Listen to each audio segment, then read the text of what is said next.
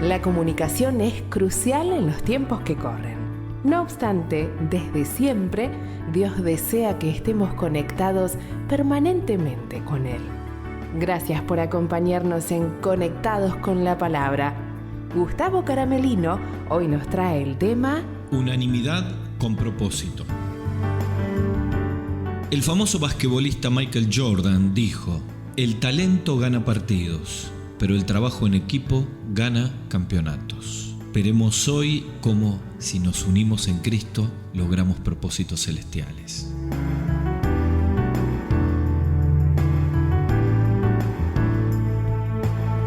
Bienvenidos a Conectados con la Palabra. Estamos felices de llegar a este nuevo programa que estamos estudiando acerca del libro de Esdras. Y siempre, como en todos los programas, tomamos un tema práctico para la vida del cristiano, para la vida del joven y para aquellos que nos escuchan por primera vez.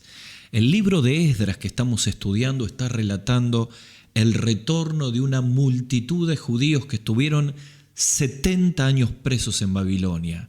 50.000 de ellos que fueron despertados por Dios, que fueron movilizados por Dios, llegaron a Jerusalén después de un largo viaje y comenzaron a construir el templo de Dios. Esto fue un milagro político que solo Dios podía hacer. Y precisamente en un versículo, que es el versículo 64 del capítulo 2 del libro de Esdras, encontramos una clave que nos lleva al tema que nosotros estamos desarrollando ahora, unanimidad con propósito. Dice la Biblia, en Esdras capítulo 2, versículo 64, que cuando toda esta gente llegó, y da un largo listado de las familias, de las tribus, de los sacerdotes, de los levitas, los identifica a estos 50.000 valientes. Dice: toda la congregación, unida como un solo hombre, era de 42.360. Luego habla de los siervos, de las siervas, y va sumando y llega literalmente a casi 50.000. Pero nuestra frase clave aquí es: todo el pueblo, toda la congregación, unida como un solo hombre, vinieron para construir y levantar la casa de Dios. ¿Sabes? El principio del trabajo en equipo y la unidad es un pilar para cualquier organización de cualquier tipo. Los coaching hoy tan utilizados en todas las organizaciones, tanto deportivas como laborales, y todo tipo de equipo, siempre entrenan en el concepto de la unidad de equipo y la unidad de propósito. Pero esto no es algo que ha surgido ahora. Cuando hablamos de unanimidad con propósito, estamos hablando de un principio que está en toda la Biblia y que la palabra de Dios nos pone a los cristianos para poder vivirlo y alcanzar la verdadera misión por la cual estamos en la tierra, que es hacer discípulos. En Juan capítulo 17, versículos 20 al 21, aquella memorable oración de Jesús antes de la semana final de la cruz, aquella oración que Jesús hace al Padre, orando por los discípulos y por nosotros, aquellos que habíamos de creer. Él ora por la unanimidad como plataforma de expansión. Aquí Jesús ora por la unidad y la unanimidad con propósito. Dice la Biblia que Jesús oró de esta manera: mas no ruego solamente por estos, los discípulos, sino también por los que han de creer, nosotros, en mí por la palabra de ellos, para que sean uno, aquí está la unanimidad, como tú, oh Padre, en mí y yo en ti, que también ellos sean uno en nosotros, para que el mundo crea que tú me enviaste. Aquí está el propósito. Que sean uno, unanimidad, que el mundo crea que tú me enviaste, el propósito. Hay una fundación aquí que es Juntos Argentina, y allí ellos hacen campañas evangelísticas en diferentes estados y ciudades. Y es interesante porque juntos, la sigla, significa jóvenes unidos tras un objetivo supremo. La sigla está indicando que diferentes jóvenes de diferentes profesiones, de diferentes lugares, se unen, tienen unanimidad para un objetivo supremo, que es el propósito de la evangelización. ¿Sabes? Hoy en Conectados con la Palabra, a través de este versículo de Esdras, estamos pensando en cómo alcanzar como cristianos esta unanimidad que nos lleve a alcanzar los propósitos eternos. Recuerdo que estaba en una campaña en una región de uno de los estados de mi país y llegamos y todas las iglesias tenían el mismo eslogan para esta campaña evangelística. Llegamos con los jóvenes del equipo evangelístico, nos presentamos con los pastores, hablamos de comenzar a visitar casa por casa para testificar e invitar para el culto, para la reunión evangelística. Y lo primero que percibo es que los pastores estaban enfrentados. Cuando empezaron los cultos, yo me daba cuenta que un pastor desautorizaba al otro. Eran dos. Cuando estuvimos en la reunión de la Cena del Señor y terminó, uno habló una cosa y el otro lo desautorizó. Uno prendía la refrigeración del salón, el otro la apagaba. Era evidente el enfrentamiento que había entre ellos. Miren, la unanimidad faltaba. Por eso el propósito de evangelización fue tan difícil. Quizá vos me estás escuchando en este tiempo y al escuchar este tema de unanimidad con propósito, mirás tu iglesia, mirás tu familia, mirás tu matrimonio, mirás tu grupo y pensás, nos falta la unanimidad del cielo. Por eso estamos estancados. Por eso muchos de nosotros tenemos enfrentamientos, raíces de amargura que nos estorban, nos contaminan, nos enfrentan. Y en lugar de poner nuestras energías en alcanzar personas para Cristo, nos pasamos enfrentando, murmurando, criticándonos. ¿Cuántos matrimonios me escuchan en este tiempo y sienten que la unanimidad del cielo no es la característica de la relación matrimonial? Necesitas en este tiempo que Dios pueda sembrar en tu corazón la unanimidad con propósito. Tal vez haya equipos de líderes, personas que me escuchan y sienten que el enemigo ha podido meterse en medio de la relación y la comunión de los santos y hay enfrentamientos, diferencias, divisiones, como el apóstol escribe en Corintios toda la carta. Os ruego que sean uno en el Señor una y otra vez. Veo que entre vosotros hay divisiones. Está dividido Cristo, ¿cómo es posible? Y entonces la unanimidad con propósito no está en la iglesia. Quizá en tu propia vida estás enfrentado con personas y sentís que es la gran traba para salir de la cárcel de tu alma. Este es el tiempo para que permitas un encuentro con el Señor y empieces a disfrutar la unanimidad con propósito. Hemos leído en el libro de Esdras, capítulo 2, toda la congregación unida como un solo hombre. Ahora, quiero decirte que el apóstol Pablo escribe en Filipenses capítulo 2, versículos 1 al 2, acerca de este concepto de la unanimidad. Claro, tú te preguntarás conmigo, ¿qué es la unanimidad? ¿Es unidad? ¿A qué se refiere? Bueno, dice Filipenses en capítulo 2, versículos 1 al 2, por tanto, si hay una consolación en Cristo, si hay algún consuelo de amor, si hay alguna comunión de espíritu, si hay algún afecto entrañable, si hay alguna misericordia, completad mi gozo sintiendo lo mismo, teniendo el mismo amor, unánimes, aquí está nuestra palabra, sintiendo una misma cosa. ¿Saben? El concepto de unanimidad en el Nuevo Testamento se traduce a nuestro español, la palabra griega, phroneo, que está allí, se traduce como el mismo sentir, a veces como unanimidad, otras veces como el mismo sentir en el Señor. Por ejemplo, esto tiene que ver con pensar la misma cosa, con sentir la misma cosa, con estar enfocados en el mismo propósito. Esta misma palabra phroneo, por ejemplo, aparece en 2 Corintios capítulo 13, versículo 11, cuando Pablo, hablando a los corintios, como decíamos, dice, sean del mismo sentir. En Filipenses, que hemos leído aquí, en este versículo 2 del capítulo 2, haya pues en vosotros el mismo sentir. La traducción de phroneo es el mismo sentir.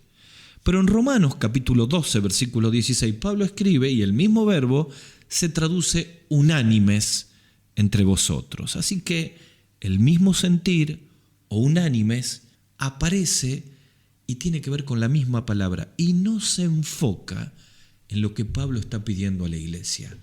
Una misma mente, un mismo corazón, un mismo enfoque, un mismo sentir para alcanzar el propósito divino. Por eso dice, completen mi gozo, sintiendo lo mismo, teniendo el mismo amor, unánimes, sintiendo la misma cosa. Saben que el doctor Hendrickson hablando de este versículo, él dice, se podría traducir así: llenen mi gozo teniendo todos el mismo sentir, teniendo el mismo amor, con unanimidad dedicados a la unidad. Así que aquí tenemos al apóstol Pablo escribiendo desde la cárcel de Roma a la amada iglesia en su primer encarcelamiento.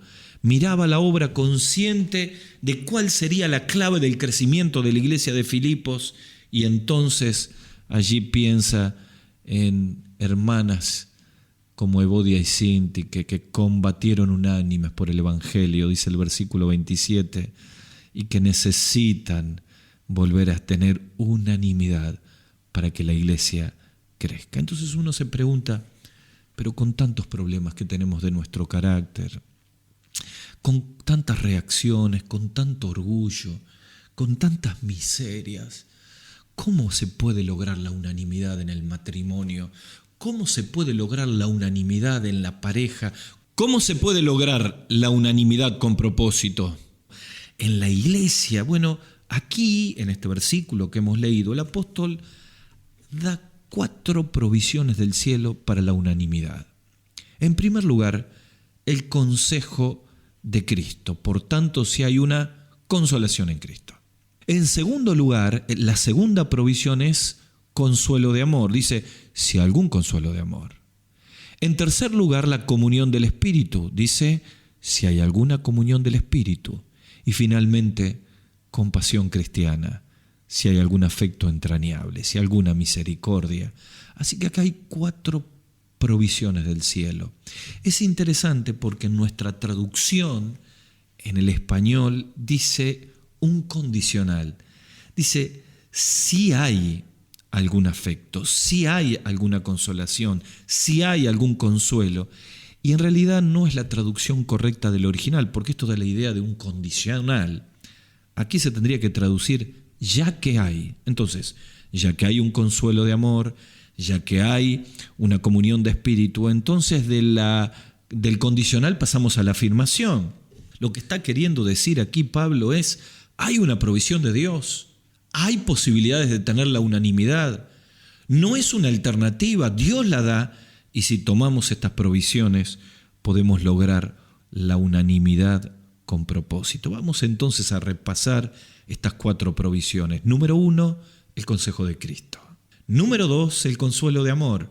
Número 3, la comunión del Espíritu. Número 4, la compasión cristiana. Primero, el consejo de Cristo. Dice la palabra, si hay alguna consolación en Cristo. La palabra consolación se puede traducir persuasión. El poder persuasivo de las palabras de Cristo es que el Señor es el primero que se interesa por la unidad, por la unanimidad. Y por eso en Juan 17 hemos mostrado lo que fue su oración, unanimidad con propósito, que sean uno, para que el mundo crea.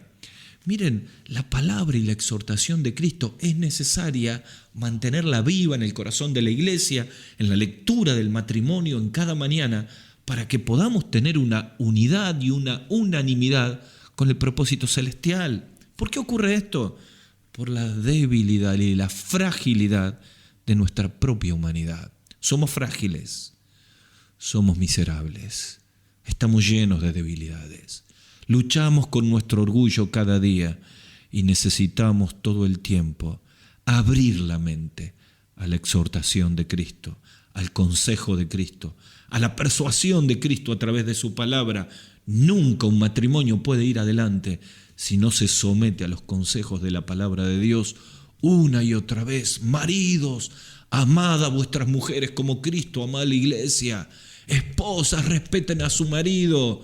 Padres, no provoquen a ira a sus hijos. Hijos, obedezcan al Señor, a vuestros padres en el Señor. Claro, necesitamos sin duda ser sometidos a la exhortación de Cristo. Saben, Pablo escribe en Efesios capítulo 4 y habla de solícitos en guardar la unidad del Espíritu en el vínculo de la paz. Miren, en Juan 17 está claro, en todo el Nuevo Testamento está claro, nosotros no hacemos la unidad, ya la hizo Cristo. Nuestra unanimidad y nuestra unidad es un reflejo de la unidad de la Trinidad. La obra de Cristo en la cruz perdonó nuestros pecados, nos puso en el reino de la luz, nos introdujo en medio de la iglesia. El mandato para nosotros no es hacer la unidad, es guardarla. Siempre en la Biblia, cuando aparece el verbo guardar, está hablando de un peligro. ¿De quién? De Satanás, que viene a través de toda nuestra carnalidad a enfrentarnos, a lograr competencias ministeriales, murmuraciones, chismes, misiles teledirigidos desde el infierno para destruir la unidad de la iglesia. Por eso la exhortación es solícitos. El verbo en el original habla de tomar la iniciativa, de ninguna actitud pasiva, solícitos en guardar la unidad ganada por Cristo. Claro, la unanimidad con propósito tiene que ver con una actitud proactiva de nuestra parte de guardar la unidad. No es solamente no tengo un problema con nadie, no es solamente yo, no, tiene que ver con saludar a las personas, tiene que ver con orar con los hermanos, tiene que ver con resolver los conflictos, tiene que ver con pedir perdón. Es una actitud proactiva. La mayoría de los cristianos no entiende este concepto y desde una situación pasiva dicen yo no tengo problema con nadie, pero en realidad lo tienen. Una y otra vez tengo que confrontar personas que dicen yo no tengo nada con nadie y cuando empezamos a hablar surgen las motivaciones que tienen que ser puestas a la quimioterapia de la palabra para quemar todo aquello que es enfermo y que nos enfrenta. Recuerdo 2 pastores, amigos de una de las ciudades más importantes de mi país, enfrentados profundamente el uno con el otro, ambos pastores de diferentes iglesias. Tomando el café con uno de ellos, le dije, mira querido, ustedes tienen que arreglar esta situación. Son personas públicas, necesitan tener autoridad espiritual para enseñar la unanimidad. Satanás los ha enfrentado, no puede avanzar esta ciudad con ustedes enfrentados. Uno tenía el reclamo de otro, el otro tenía el reclamo de uno. Finalmente uno tomó la iniciativa, solícitos. Se juntaron, hablaron, se revistieron del traje de Cristo, la humildad, se pidieron perdón y motorizaron el crecimiento de la iglesia.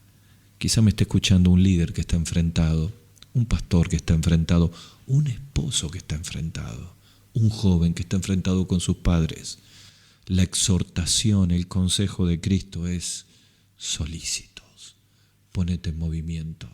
Es que no tienen derecho que los perdone, es que no merecen ser perdonados, es que me hicieron mucho mal. Frases que suelo escuchar. Mira la cruz y ve en la cruz el amor de Cristo que perdonó millones de nuestros pecados sin merecerlo. Merecemos el infierno, merecemos la condenación, merecemos la oscuridad para siempre, pero Él cargó nuestros pecados en la cruz. Y como dice la palabra, es amplio para perdonar. Claro, como el profeta decimos, si miras nuestros pecados, ¿quién puede permanecer? Pero en ti hay perdón. Ese es el perdón que tiene que inundar tu corazón, sanar tu alma. Y por la fe perdonar al que estás enfrentado. Primer provisión para la unanimidad con propósito. El consejo de Cristo. En segundo lugar, el consuelo de amor. Dice, ya que hay, traducimos correctamente, algún consuelo de amor. La idea acá es el refrigerio de un ágape. La idea aquí es la iglesia como una comunidad de amor. A ver, para que lo podamos entender, ¿qué es esta idea y esta provisión del consuelo de amor para la unanimidad con propósito? Bueno, es la idea de un pescador que está pescando toda la noche. Hace frío, hay lluvia. Lucha con las olas, lucha con las sogas. Sus manos están curtidas, lastimadas. Está hambriento. Está agotado de toda una noche de trabajo. Con las primeras luces de la mañana, su barco es amarrado en el puerto, totalmente mojado, agotado. Solo piensa en su hogar como un refugio de amor. Necesita un consuelo de amor. Golpea la puerta. Su esposa la recibe con una sonrisa, le abraza, le da una taza caliente y de pronto la tormenta, el frío, el padecimiento, el cansancio quedan de lado. ¿Por qué? Porque encontró un consuelo de amor, un refugio de amor, el calor del hogar. ¿Sabés? En 1 Juan capítulo 4, versículo 1, Juan nos dice: nosotros hemos conocido y creído el amor que Dios tiene para con nosotros. Dios es amor, y el que permanece en amor, permanece en Dios y Dios en él. Esto es la iglesia, una comunidad de amor. ¿Sabes? El consuelo de amor nos tiene que llevar a pensar, parte de ser solícitos en buscar la unanimidad con propósito, tiene que ver con lograr la iglesia como una comunidad de amor. Yo no sé qué haces cuando vas a un culto, pero hay que dejar de mirar en uno mismo, alzar los ojos, mirar al que necesita oración, mirar los invitados que necesitan ser saludados, tratar de integrarlos a la iglesia, saludar a los hermanos. Te vas antes que termine el culto, nunca vas a disfrutar el consuelo de amor. Los que se van antes que termine el culto es porque no pueden abrazar a sus hermanos, porque hay raíces de amargura en su corazón, sienten que la iglesia es un lugar frío, pero el frío está en sus propios corazones. Necesitamos experimentar el consuelo del amor de Cristo para hacer la iglesia una comunidad de amor. Nuestros hogares tienen que ser hogares refugio. Pensando en la figura y en la anécdota de este pescador, quiero hablarles a los papás y a las mamás que me están escuchando. Recuerdo una querida hermana cuyo hijo se había apartado, estaba lejos del Señor, haciendo cosas que no agradaban al Señor. Fue a pedir consejo a su pastor y su pastor le dijo: si no te hace caso, échalo de tu casa. Vino a hablar conmigo y le dije: de ninguna manera. Tenés que marcarle cuáles son tus principios cristianos, pero lo tenés que tener en tu casa. Si lo echás de tu casa, lo empujás al mundo, a las garras de Satanás, al príncipe de la potestad del aire, aquel que maneja toda esta sociedad, que tiene un juicio final en el lago de fuego y azufre, pero que engaña a las naciones. Lo empujás a un mundo donde la droga, la violencia y el alcohol. Tenés que hacer de un hogar refugio donde él pueda volver y sienta que hay una madre que lo espera, que hay un padre que lo espera. Yo sé que la lucha es grande.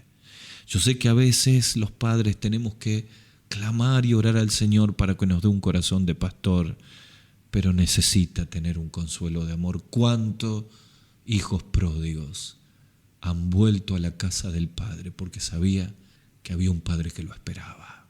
Y detrás de ese Padre estaba el Padre Celestial. Tercero, necesitamos como provisión del cielo para tener unanimidad con propósito, comunión de espíritu.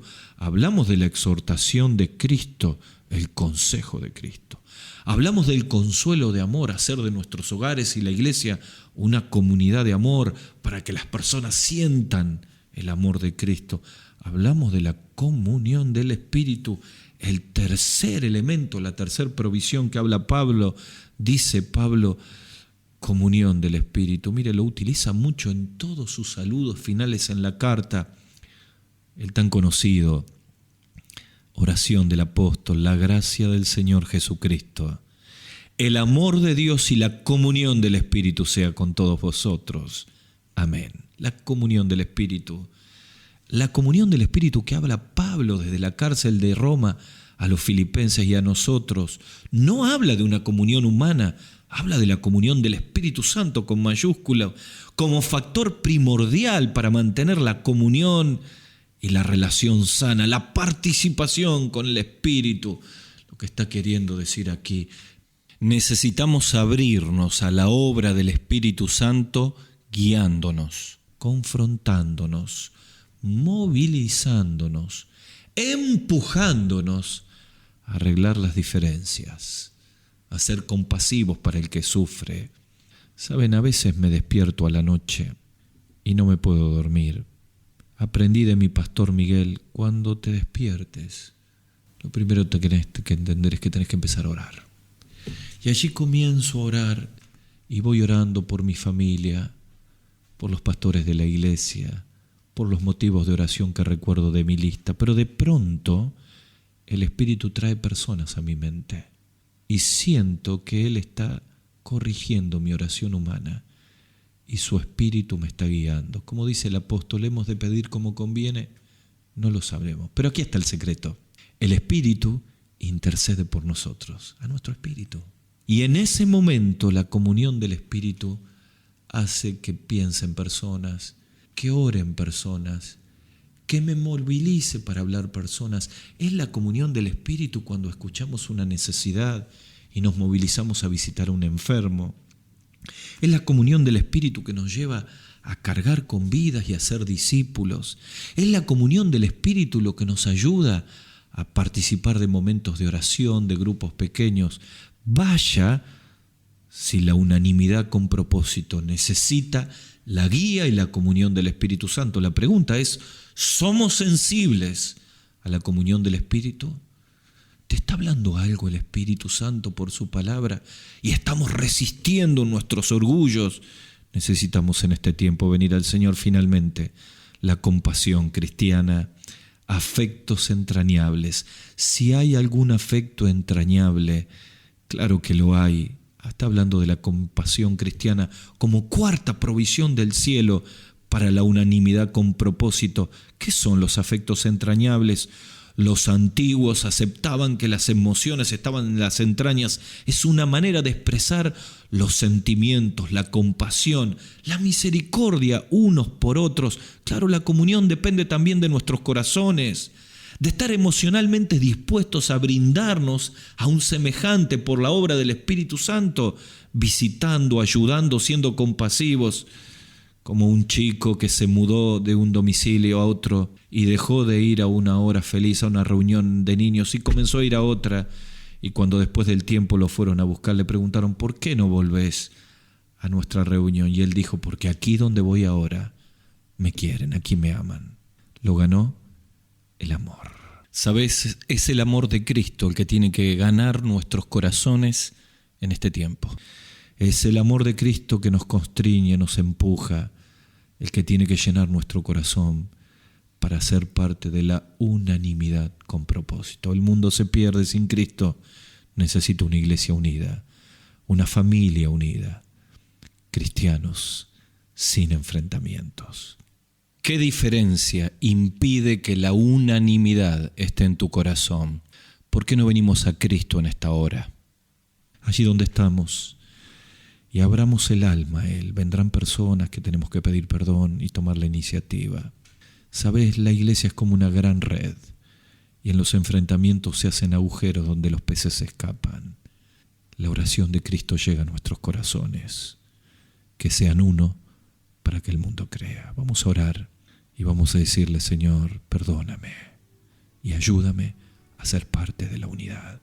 Y si me escucha alguien que está lejos del Señor o que no conoce a Cristo, necesitamos venir a la cruz, pedirle perdón por nuestros pecados y allí decirle, Señor, perdona mis pecados y ayúdame a perdonar.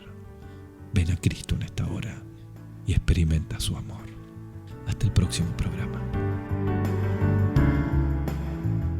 Hasta aquí, Conectados con la Palabra, con Gustavo Caramelino. Para contactarse con nosotros, dirija su mail a conectadosconlapalabra@gmail.com. En Facebook, búsquenos como Conectados con la Palabra.